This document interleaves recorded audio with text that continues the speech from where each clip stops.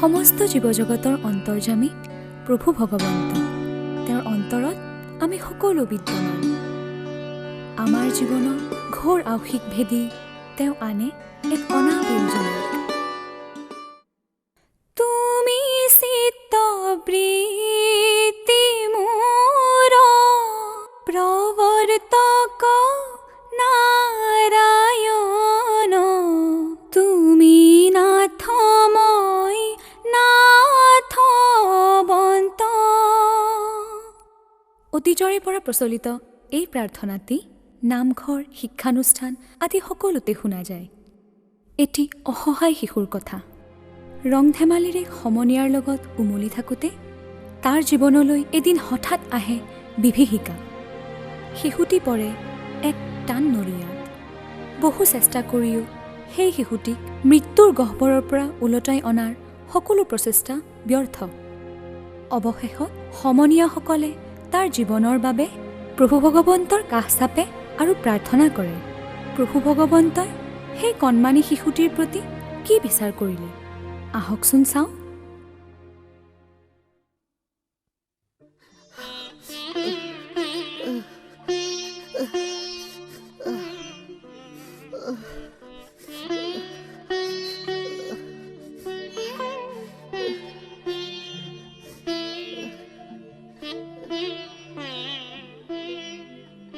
মোৰ বাচ্চাটো ভাল হ'বনে ছাৰ? এতিয়া সকলো ভগৱানৰ হাতত।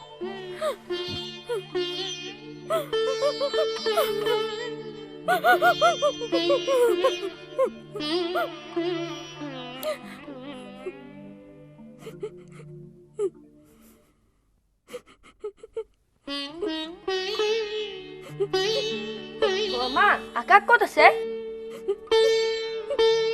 আকাশক কলীয়া ডাৱৰে আৱৰি ধৰিছে ৰূপ।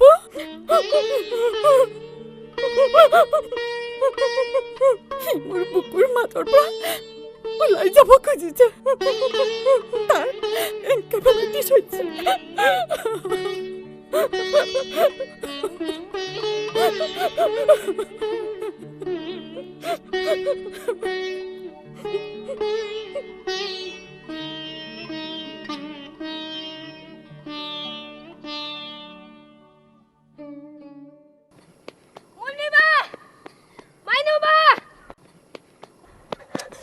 কি হ'ল তোৰ? মুনবি বা, মাইনু বা, আকাশৰ বোলে ডাঙৰ বেমাৰ হৈছে। কি? ডক্তৰে কৈছে সি আৰু জীয়াই নাথাকে। এতিয়া কি হ'ব মাইনু? আকাশৰ যে মাকৰ বাহিৰে কোনোৱেই নাই, আৰু সিহঁতৰ টকা পইচাওতো নাই। মাইনুবা আমাৰ লগত আৰু আকাশতে খেলিব নোৱাৰিব নেকি? কিয় নোৱাৰিব? সি পাৰিবই লাগিব।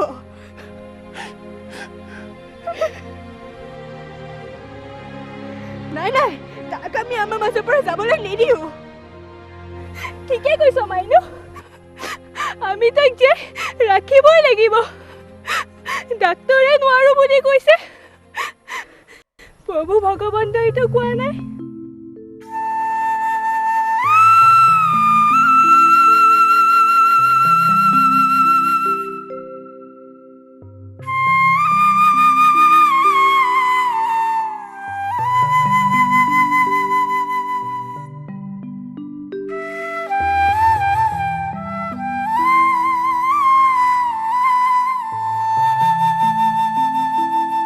তুমি চিত্ত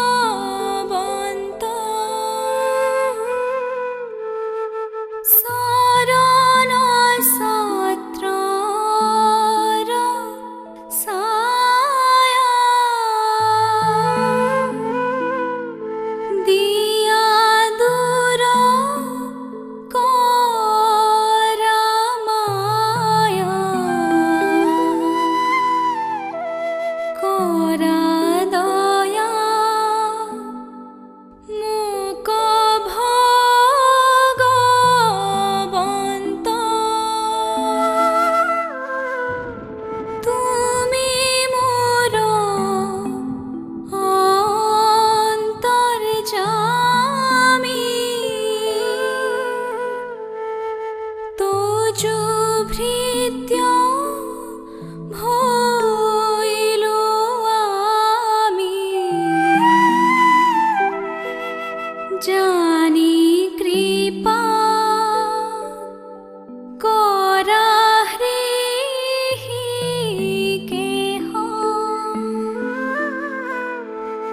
দান্তে তৃণ তুলিল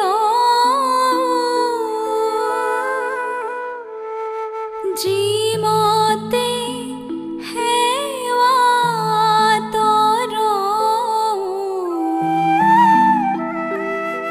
দিয়া মোক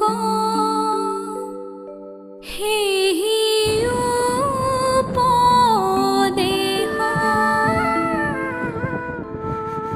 তুমি ভক্ত কল্পতৰু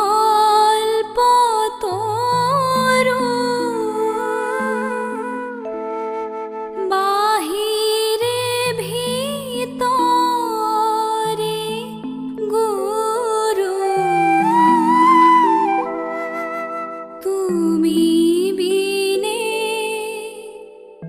নাহি মোৰ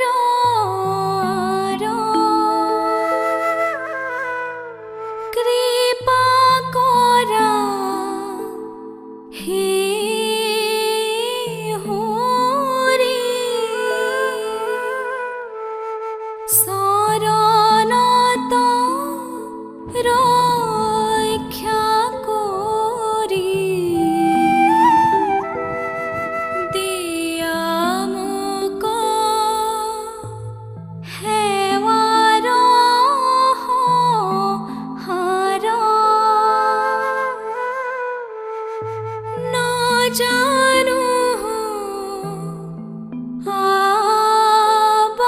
আবাহন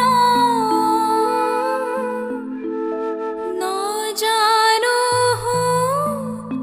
বিসৰ্জন পূজা মন্ত্ৰ নাজানো কিঞ্চিত এতেকে পৰমেশ্বৰ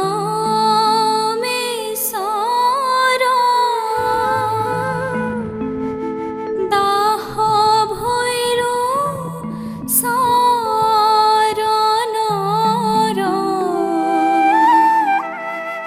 মোৰ গতি সাধিবে উচিত মোৰ গতি সাধিবে উচিত মোৰ গতি সাধিবে উচিত